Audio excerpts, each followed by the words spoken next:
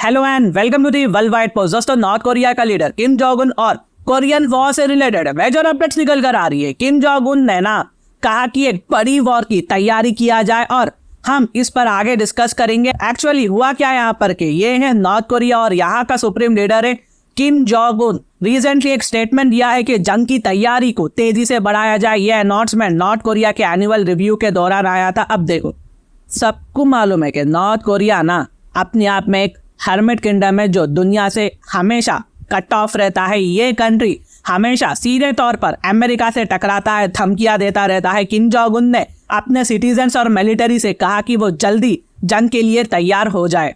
किम Jong उन के मुताबिक इस तैयारी की जरूरत इसलिए है क्योंकि नॉर्थ कोरिया के खिलाफ अमेरिका ने बेमिसाल और खतरनाक चालें चली है नॉर्थ कोरिया को फंसाने के लिए। किम जोंग उन ने कहा कि नॉर्थ कोरिया को हमेशा तैयार रहना चाहिए क्योंकि वो एनी टाइम अमेरिका के अटैक का शिकार हो सकते हैं।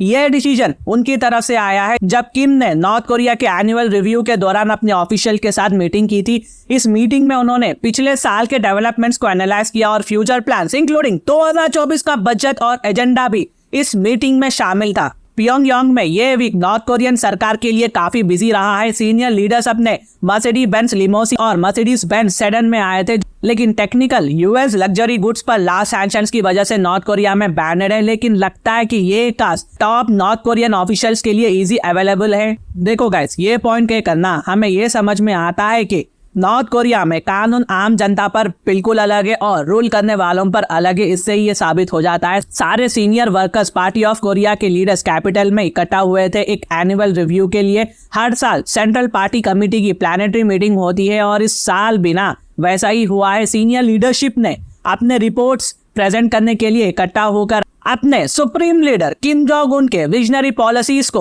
जोरों शोरों से प्रेस किया। हाँ, हर साल की तरह किम ने फिर से मिलिट्री रेडीनेस के लिए बुलाने का काम किया है और ऑडियंस का तो कमाल ही हो गया। एक आउटस्टैंडिंग ओवेशन हुई है, हॉल में नॉन स्टॉप चीयरिंग हो रही थी और साथ ही North Korea state media station बहुत ही ज्यादा एक्टिव हो चुके थे ताकि नॉर्थ कोरियन सिटीजन्स अपने सुप्रीम लीडर के कारनामों को देख सके। किम ने यह अनाउंस किया है कि नॉर्थ कोरिया अमेरिका के और उसके एलाइज के खिलाफ जवाब देगा। तैयारी का ऑर्डर किम ने 3 सेक्टर्स को दिया है, नॉर्थ कोरिया मिलिट्री को, देश की मिलिट्री इंडस्ट्रियल कॉम्प्लेक्स को और बिना किसी सरप्राइज की न्यूक्लियर वेपन सेक्टर को भी। पियोंगयांग तेजी से आगे बढ़ रहा है, स्पेशली इस तीसरे सेक्टर में जो न्यूक्लियर कैटेगरी में आता है। पिछले हफ्ते नॉर्थ कोरिया ने एक नया इंटरकॉन्टिनेंटल बैलिस्टिक मिसाइल टेस्ट किया था जिसे हॉन्ग 18 कहते हैं। ये न्यूक्लियर कैपेबल मिसाइल अमेरिका के किसी भी कोने तक पहुंच सकता है। इस पर जापान और साउथ कोरिया बहुत ही ज्यादा चिंतित है गाइस, दोनों अमेरिका के एलाइज है। लास्ट वीक नॉर्थ कोरिया के लॉन्च के बाद ना काफी परेशान हो चुके थे ये देश। इनफैक्ट साउथ कोरिया ने सिक्योरिटी मेजर्स के लिए मिलिट्री ड्रिल्स भी शुरू कर दिए थे, बस एक सिक्योरिटी पर्पस के लिए। किम जोंग उन वीडियो में अपने सदर्न नेबर्स के बारे में ना इतना कंसर्न नहीं लग रहा था। देखो गाइस, अगेन उनका फोकस था बड़ा प्राइस पर, अंकल सैम पर। बेसिकली ये एक टर्म है यानी यूनाइटेड स्टेट्स पर। किम ने कहा कि वो लाइक माइंडेड एलाइज के साथ मिलकर वॉशिंगटन के खिलाफ काम करेंगे और उन्होंने कहा कि वो स्ट्रैटेजिक कॉर्पोरेशन को एम्पियरलिस्ट इंडिपेंडेंट कंट्रीज के साथ बढ़ाएंगे। इसका मतलब है कि रशिया के साथ और भी स्ट्रॉन्ग कनेक्शन बनाया जाएगा। किम ने इस साल रशियन प्रेसिडेंट व्लादिमीर पुतिन से मुलाकात की थी और किम पर यूक्रेन वॉर में वेपन्स बेचने का भी आरोप है, तो ये रिलेशंस को एक्सपैंड करने का एक लॉजिकल नेक्स्ट स्टेप लगता है। नॉर्थ कोरिया ने ना सिर्फ इस पूरी अफेयर्स का एक जिंगोस्टिक स्निपेट शेयर किया था और बहुत से नए पॉलिसीज अभी बाकी है, लेकिन इनके डिटेल्स के लिए हमें थोड़ा सा इंतजार करना पड़ेगा, वेट एंड वॉच का मूवमेंट रखना पड़ेगा। हर्मिट किंगडम हर न्यू ईयर्स डे को किम का ग्रैंड स्पीच दिखाता है, तो ये एक छोटा सा स्पीच था, बस एक टीजर था और भी कुछ बाकी है, यानी कि पूरी पिक्चर अभी बाकी है मेरे दोस्त।